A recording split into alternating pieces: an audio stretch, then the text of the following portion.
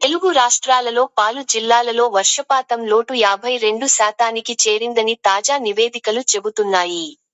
పలు జిల్లాల్లో పంటలు ఎండిపోతుండటంతో రైతులు తక్షణ కరువు సహాయ ప్యాకేజీ ప్రకటించాలని ప్రభుత్వాన్ని కోరుతున్నారు. ఉత్తరాంధ్రకు భారీ వర్షాల హెచ్చరిక. బంగాళాఖాతంలో అల్పపీడనం ప్రభావంతో ఉత్తరాంధ్ర జిల్లాల్లో భారీ నుంచి అతి భారీ వర్షాలు కురిసే అవకాశం ఉందని ఐఎండీ హెచ్చరించింది. మత్స్యకారులు సముద్రంలోకి వెళ్లవద్దని అధికారులు సూచించారు. రేవంత్ రెడ్డి అమెరికా పర్యటన వివాదం. అమెరికా పర్యటనకు అనుమతి నిరాకరించడంపై ముఖ్యమంత్రి రేవంత్ రెడ్డి కేంద్ర ప్రభుత్వంపై తీవ్ర విమర్శలు చేశారు. ఇది తెలంగాణ ప్రజల గౌరవానికి సంబంధించిన విషయమని ఆయన వ్యాఖ్యానించారు.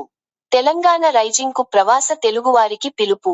తెలంగాణ రైజింగ్ కార్యక్రమానికి ప్రపంచవ్యాప్తంగా ఉన్న ప్రవాస తెలంగాణ వాసులు పెట్టుబడులు, సాంకేతిక సహకారం అందించాలని సీఎం రేవంత్ రెడ్డి పిలుపునిచ్చారు. హైదరాబాద్కు యెల్లో అలర్ట్.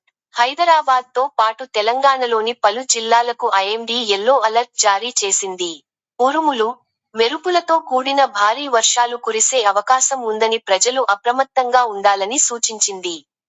దేశంలో ఎల్పీజీ పైప్లైన్ విస్తరణ. దేశవ్యాప్తంగా సుమారు 1800 కిలోమీటర్ల ఎల్పీజీ పైప్లైన్ నిర్మాణానికి కేంద్ర నియంత్రణ సంస్థ ఆమోదం తెలిపింది.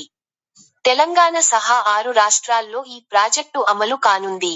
లైఫ్ సైన్సెస్ స్కిల్వర్స్ సమ్మిట్. హైదరాబాద్లో నిర్వహించిన లైఫ్ సైన్సెస్ స్కిల్వర్స్ -2026 సదస్సులో ప్రభుత్వం, పరిశ్రమలు, విద్యాసంస్థలు కలిసి భవిష్యత్ నైపుణ్యాభివృద్ధిపై కీలక నిర్ణయాలు చర్చించాయి.